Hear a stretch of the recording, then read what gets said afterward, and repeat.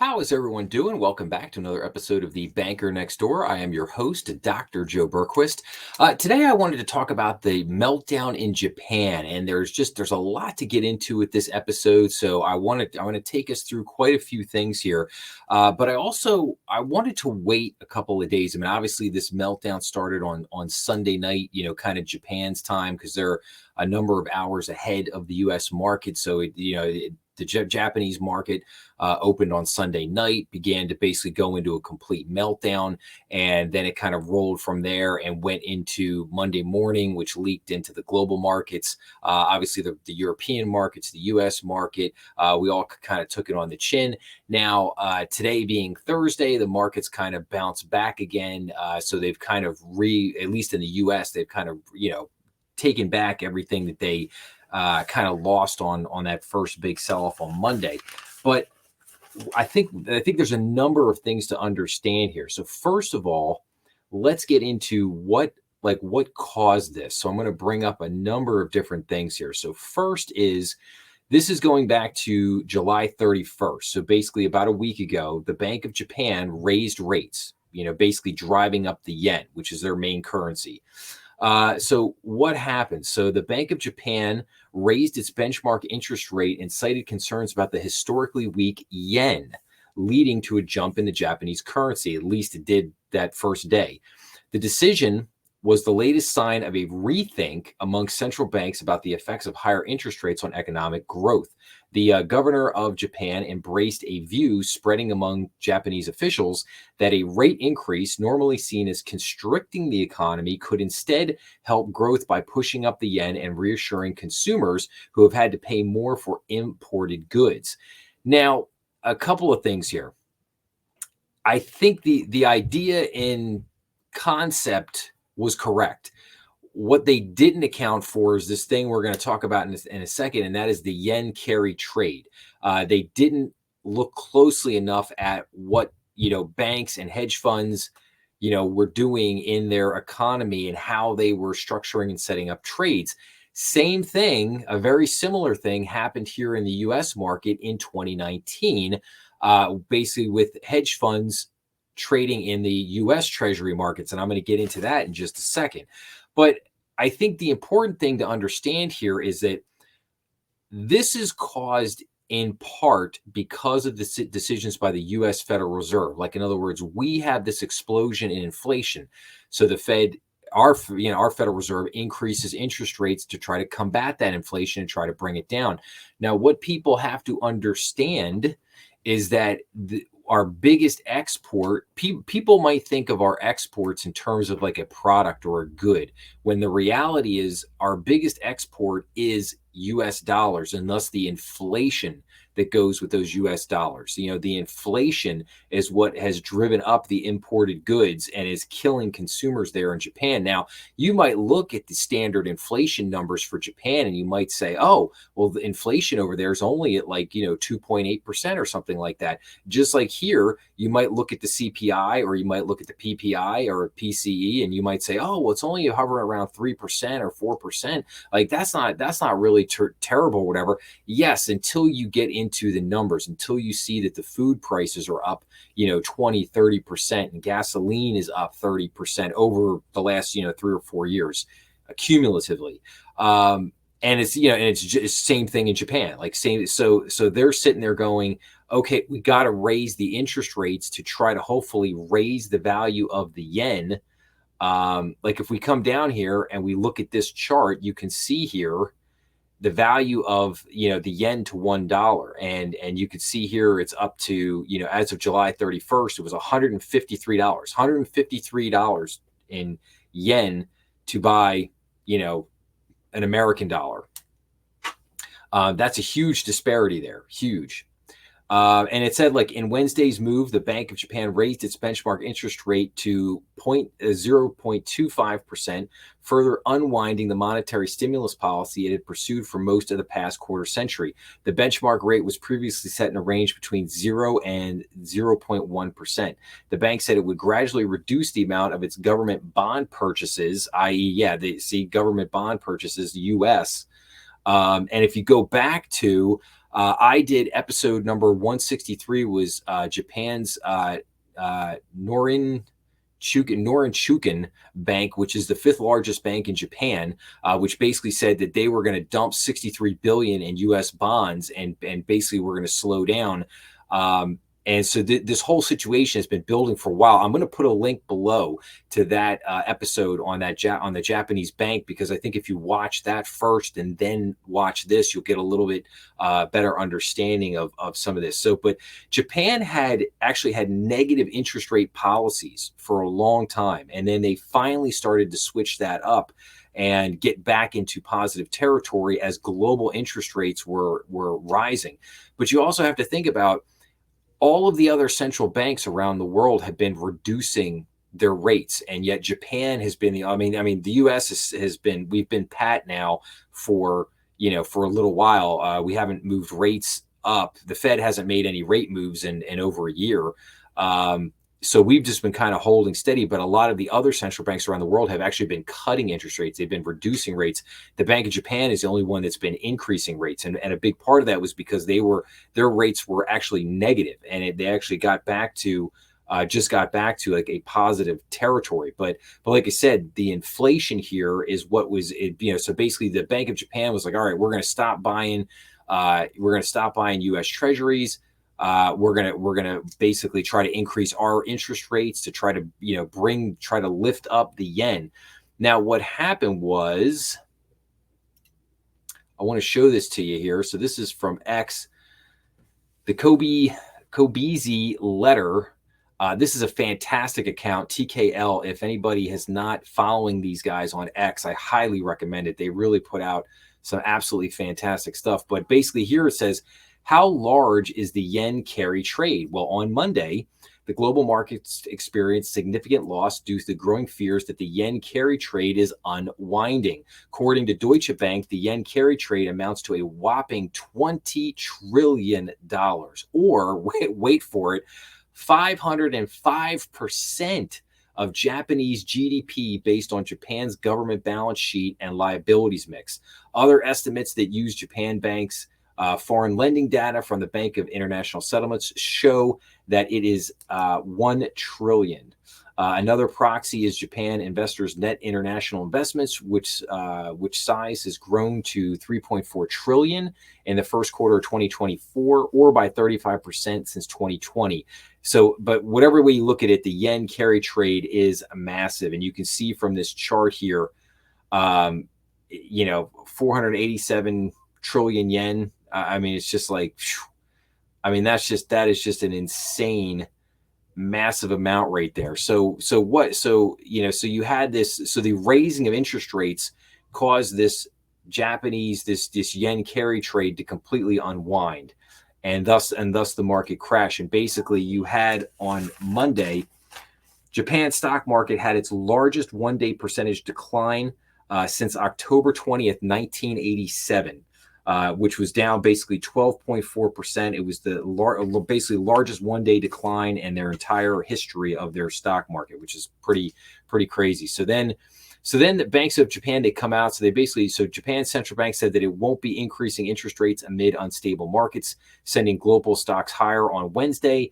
Japan's Nikkei closed higher, Europe closed higher, U.S. stocks are rising. Fears of the reversal of the Japanese yen carry trade have been cited as one factor fueling Monday's global stock rout, apart from worries of a U.S. recession and AI overspending by tech giants. So Japan's central bank said that it won't be increasing interest rates amid unstable markets. Japan's Nikkei closed higher. The deputy governor, Uchida, said in a speech in Japan that the central bank will not raise its policy interest rate when financial and capital markets are unstable. Carry trade unwind fears fueled this market rout. And then let's see here, and then let's take a look at this. So unraveled trades fuels the global market rout. Yeah, we still saw more of that. I was looking for see if there was a chart in here that I was looking for, and it's just the yields. It's not. And this leads me. So the yen trade and I want to see if I can find something here. So this That's not what I was saying. So this is interesting too. Game of Trades, another interesting X account to follow if you haven't been following. So Treasury bond issuance in 2024 is expected to hit 1.9 trillion, surpassing levels seen that basically haven't been seen since the 2008 financial crisis. And you can see from this chart here that, I mean, it's just massive. And so you have to ask yourself the question, um, who's buying the debt? I mean, if Japan is not buying it, basically China and Japan are the two biggest purchasers of United States Treasuries. So, how is they're funding it? And the answer is they're funding it right now with the purchase of short-term Treasuries. And Janet Yellen is basically, she's looting the Treasury account to buy this. And bear with me here because I will kind of bring this in for a second here. It's like, yeah, I mean, it's just some of these things here, some of these numbers here are wild. The U.S. now has a record 17.8 trillion in household debt, 12.5 trillion in mortgages, 1.6 trillion in auto loans, 1.6 trillion in student loan debt. Inflation adjusted U.S. government spending is in less than 4 years now exceeds the combined spending of World War I, World War II, and 1970 to 1990. This is very concerning for the long-term health of the economy. Everyone except the U.S. government seems to understand this. Yeah, that's very true. So, and then you just, again, you look at this chart here, and it's a mind-boggling chart. I mean, you look at World War I, World War II, 30 years of deficit spending, and then it's like literally like just falling off a cliff. It's crazy. But there's something else.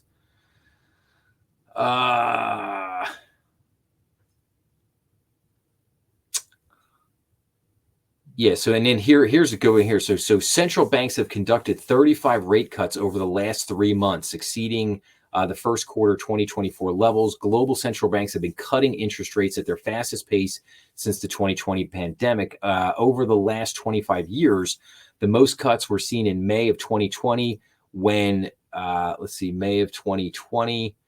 Oh, wait a minute. I bounced back there.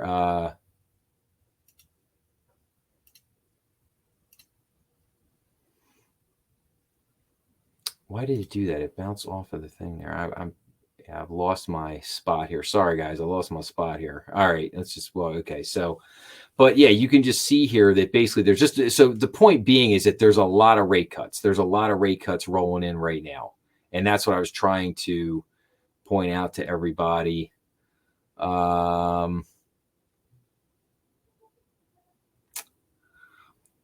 Why the Bank of Japan has no choice and is merely prolonging the inevitable at a gross balance sheet value of around 500% GDP or 20 children. The Japanese government's balance sheet is simply put one giant carry trade. Just crazy. All right, and then let's. All right. So the carry trade.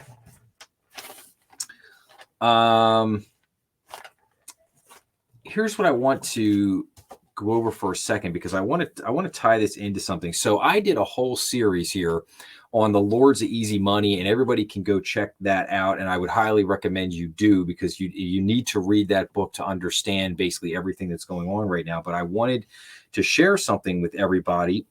So this situation with the Japanese yen and the whole carry trade, this happened before. This happened in 2019. In November of 2019, the repo market basically blew up here in the US. And the Fed really had to scramble and really had to go into quantitative easing overdrive to basically save the repo market. And a lot of people, the Fed did it very slyly and did it very on the DL. And because of that, a lot of people really weren't aware of that. And part of the reason the Fed did it was because they didn't truly understand what was going on because they didn't understand what hedge funds were doing. Very similar to what just happened here with the Bank of Japan. And so So let me just bear with me for a second here while I read this out to you. So during the age of ZIRP, which is zero interest rate policy, the repo market had transformed. Before the financial crisis, the market was mostly used by banks, but the banks didn't use repo loans as often now that they had so much cash. New group of financial players stepped in and started using repos, hedge funds. The amount of overnight repo loans used by non-bank actors like hedge funds roughly doubled between 2008 and 2019, rising about 1 trillion to 2 trillion. This figure, 2 trillion, understated just how important the repo market had become to hedge funds. Hedge funds used repo loans as a cornerstone to build a much larger structure of debt. They got cash from a repo loan, then used that cash as the payment to make a larger bet in the marketplace. Wall Street called this technique leveraging up, meaning you borrowed $1 to pay for a $10 wager. The hedge funds used 2 trillion in overnight repo loans to build positions in the market that were much, much larger than the repo loans themselves. Even the Federal Reserve was not entirely aware of what was going on. It was obvious that hedge funds were doing a lot more repo loans than they used to, but it wasn't clear why.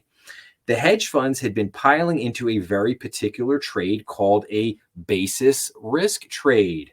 The tactic was made possible by the very market tranquility that the Fed had manufactured over the years of quantitative easing and ZIRP. The basis trade worked well only in an environment of enforced tranquility, where traders knew that the Fed would step in and stop any violent market turmoil. When this condition was met, hedge funds felt justified in borrowing hundreds of billions of dollars to build a trade that was virtually risk-free as long as the market volatility was dead. A hedge fund trader searched out a small wrinkle in financial markets that almost always occurred naturally. The wrinkle was the very minute difference in the price between a treasury bill and a futures contract on that treasury bill. This difference in price between the treasury bill you buy today and the price of the treasury futures contract is called the basis. The hedge fund exploits the very tiny basis by purchasing a lot of the treasury bills along with the futures contracts on the bills. The hedge fund then just holds on to the bills and delivers them on the date they're due, collecting a profit that is the basis price difference. And therein, I mean, basically that in effect is almost identical to what the yen carry trade is. It's basically in other words, the Bank of Japan had negative interest rates, or they took it up so that it was basically like break even. And while there was that, lull in the market, that tranquility, if you will, in the market, that was easy for them to take advantage of that minute. It was thought of as like a risk-free trade. Wait for it, as long as rates were not going up.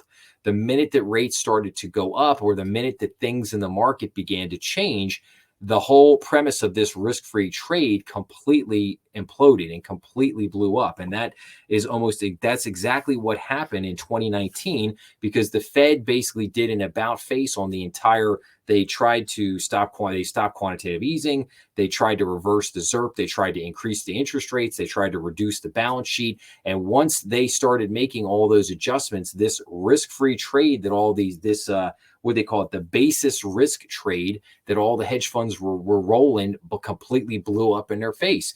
And again, like I said, you're probably sitting there going, well, wait a minute, I didn't hear anything about this. And like, that's why I said the Fed did this on the DL. They basically did this under the radar and covered it up because they didn't. And they rushed in and basically bailed out all these hedge funds. And I imagine that the Bank of Japan in certain respects is probably doing the same thing here in this situation.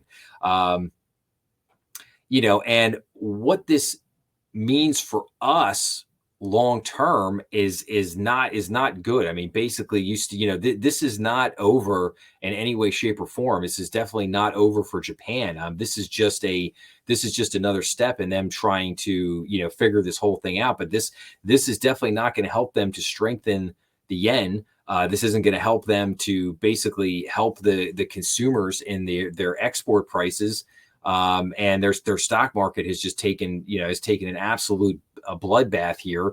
And I mean, they're I imagine there had to be margin calls like crazy. I'm sure that we will hear some very fascinating stories in the weeks and months ahead about the probably the craziness that ensued over there in Japan, and the crazy margin calls that got pushed in on as a result of this. But I think what are the big takeaways on this? The big takeaways are that it was definitely part of the actions of the Fed are what led have what led or what has led to this big catastrophe here in Japan. And it's also you also have to understand that this also leads into the BRICS nations. Why are the BRICS turning against the dollar? It's because of the inflation. It's the inflation that goes with the dollar. All these countries have had to deal in dollars because the dollar is the world reserve currency. And with those dollars comes the inflation that has been created by the US government. And inflation is not a phenomenon. It's not, it doesn't just happen. It happens because governments cause inflation to happen. When inflation happens, it's the fault of the government. It's that simple. It's government printing too much money, and that's how it always happens. There's no mysteries to it. Inflation is theft. Inflation is theft. I can't say that enough. Inflation is theft. You have to understand that it's theft of your dollar, the buying power of your dollar. That's why they call inflation the hidden tax. So, again, the Fed's actions are what has led to this. It's why the BRICS countries are trying to hedge themselves against the dollar, because the inflation that comes with the dollars is absolutely killing them. And they view the U.S. government as being basically completely irresponsible, and that's how I view it in terms of the spending has been completely irresponsible. And there's just no. The amazing thing is that there's no appetite. Like, let's go back up and look at this. Where's this? Yeah, here's this chart here for federal U.S. federal deficit adjusted for inflation. I mean, this chart right here just says it all. I mean, you just look at the completely irrational spending. Yeah, and then how, and again, it gets back to the question of, like, rates have to rise. Because, like, even if the federal, and that's the crazy thing, like, even if the Federal Reserve cuts interest rates, the Treasury bills are going to have to go up, because if you look at the long and short end of what they call the curve, the yield curve, they have to sell this debt, and the issuance of this debt right here is this is only going to continue to go up, and they have to sell this debt. And if China and Japan are not buying, and the BRICS countries are trying to move away because of this, like, okay, we're just going to buy all of our own debt at some point. Like, in other words, it's at some point it becomes a risk and reward. These countries will still buy our debt, but you're going to have to pay them a much higher interest rate in order to entice them to do it. Because if they look at it and say, well, U.S. debt is riskier to hold, they're just going to demand a higher return for holding that debt. It's just that simple. That's basic economics. Higher the risk, the higher the reward, and so I look at that. And that's why we could see this very weird thing unfold next year, where the Federal Reserve is decreasing rates, but the 10-year Treasury may rise, may continue to rise, which again, because of the debt, but that's all dependent upon if the yield curve is allowed to revert back to a normal sloping yield curve, and not the inverted yield curve we've had for almost 2 years now. So again, it's just a lot and then the wild card there is the Fed. Will the Fed, the Fed doesn't want to, the Fed's trying to reduce their balance sheet. But if they have to go in and start buying treasuries again and start buying bonds again, like, they might have to turn the printing presses back on to basically keep those rates back in line. So like I said, it's going to be a very interesting thing as this unfolds. I just want people here to try to see the bigger picture and how this is all unfolded. Like I said, we saw this same kind of trade blow up here in the U.S. with the hedge funds in the repo market, with U.S. Treasuries. And then and I'll just say very briefly, just a very interesting thing with Warren Buffett. So I saw a couple things. Warren Buffett, Berkshire Hathaway's now owns more treasuries than the Federal Reserve. Like now think about that for a second. Warren Buffett owns more treasuries now than the Federal Reserve. Like that's crazy. And then obviously Warren sold out of all of his Bank of America stock, a huge chunk of his Apple stock last week. And he's got this sitting on this huge, like almost $300 billion cash pile right now. So you have to ask yourself, what does Warren know? What does Warren know? If he's dumping these stocks, he's building this huge cash pile, and he's also buying and owns all of these treasuries, what's he worried about? What's he worried about? That's the billion-dollar question, if you will. Like he sees something coming. He sees a major market crash or major market correction coming, and so he wants to number one, he's got those treasuries because he wants to make sure he gets paid back. He wants to be secure. He's not worried about return. He's worried about maintaining his capital. And then secondly, he's looking to buy stuff. He's a value investor. He's looking to buy stuff on the cheap. So, so like I said, pay attention to these things. But like I said, so hopefully, I hope this gave everybody a little bit more context around just what is going on here with this Japanese meltdown, why the Federal Reserve's decisions played into this, the similarity between this yen carry trade and the hedge fund trade here, the basis risk trade here in the U.S. from a couple of years ago.